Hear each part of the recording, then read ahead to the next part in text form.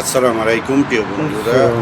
আজ আমি জেদ্দায় নতুন একটা জায়গায়, নতুন একটা পরিবেশ আর চোখের সামনে এত সুন্দর দৃশ্য, সত্যি মনটা ভালো হয়ে যায়। হোটেলের এই সুন্দর আলো ঝলমলে আর চারপাশে নীরবতা যেন মনে করিয়ে দেয় জীবনে পথ চলতে গেলে মাঝে মাঝে নিজের জন্য একটু থামতে হয়। আজকে এই মুহূর্তটা হয়তো খুব সাধারণ, কিন্তু আমার কাছে এটা একটা স্মৃতি। কারণ আমার যখন দূরে আমরা যখন দূরে থাকি তখন ছোট্ট ছোট্ট সুন্দর মুহূর্তগুলো সবচেয়ে বেশি আপন হয়ে যায়।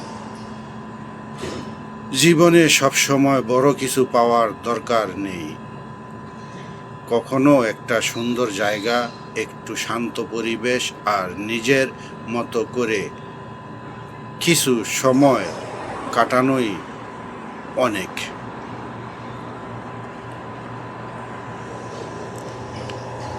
জেদ্দা শহরে আজকের এই